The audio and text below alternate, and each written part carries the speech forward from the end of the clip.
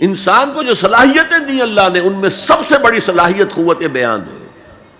اس لیے انسان کو اہل منطق کہتے ہیں حیوان ناطق، بولنے والا حیوان. یہ اپنے آپ کو ایکسپریس کرنے کی صلاحیت.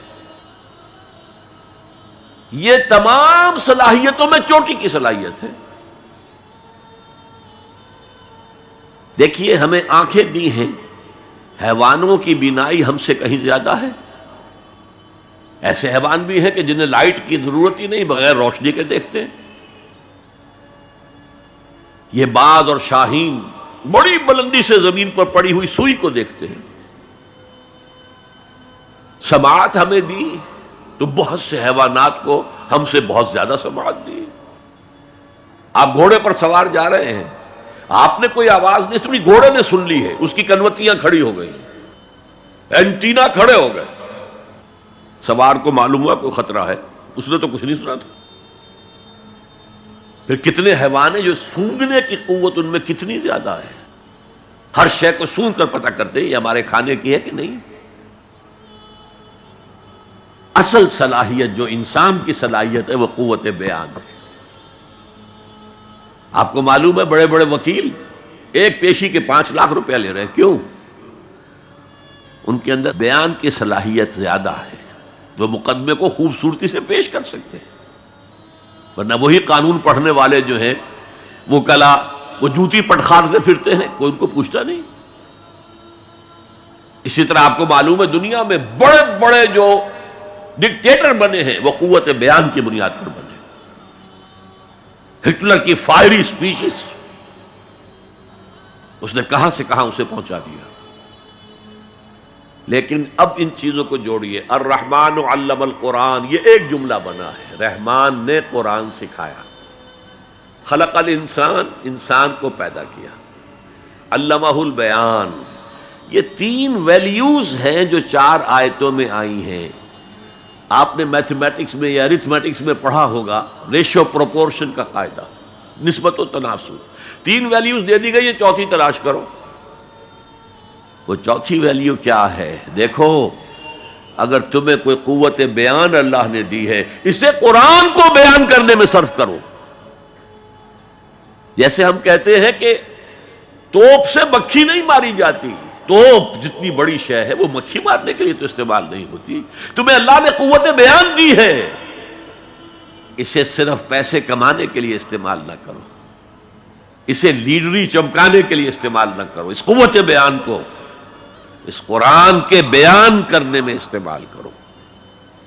یہ جو نتیجہ نکلا ہے یہ ایک حدیث میں آیا ہے اور اس میں عجیب لطف ہے.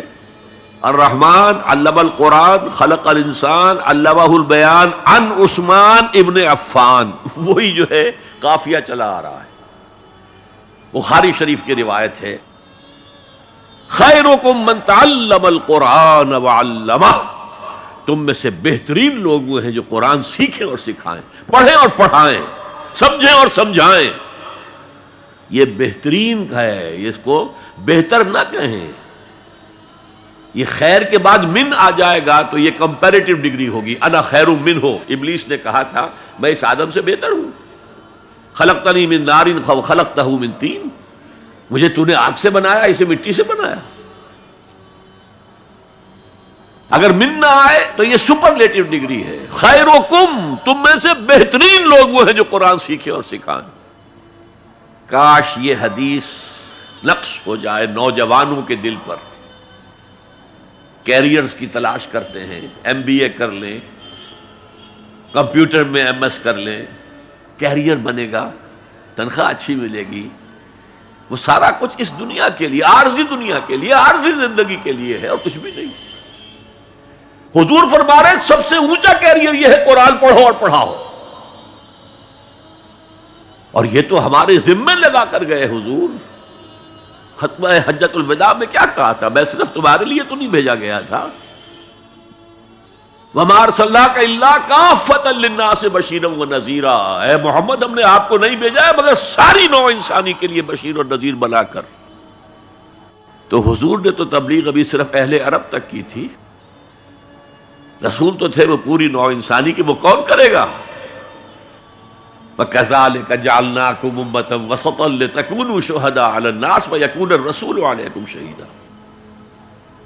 ہم نے تمہیں امت بنایا، کس لیے بنایا؟ خیر امت بنایا، امت وسط بنایا، درمیانی امت بنایا، ایک کڑی ڈال دی ہے۔ دیکھیے حضور سے پہلے رسالت 2 کڑیوں پر مشتمل تھی صرف۔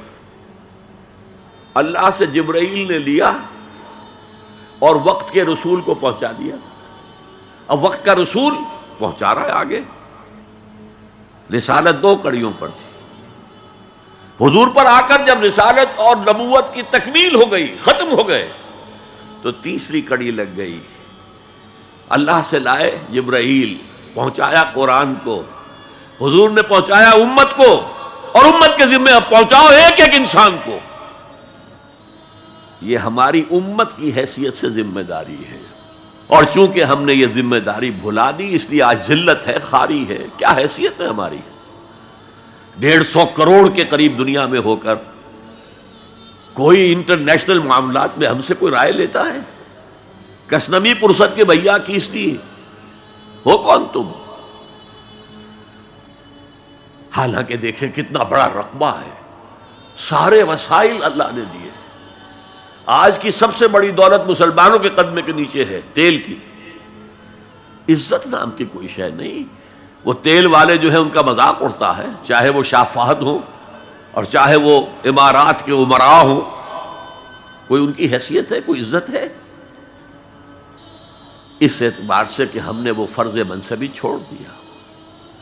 ہمارا فرض تو یہ تھا قرآن پہنچاؤ، اور اس حد تک آپ نے فرمایا بلغوا عنی ولو آیۃ، پہنچاؤ میری جانب سے، اور یہ میری جانب سے یوں سمجھیے انگریزی میں اس کا ترجمہ ہوگا آن مائی بہاف۔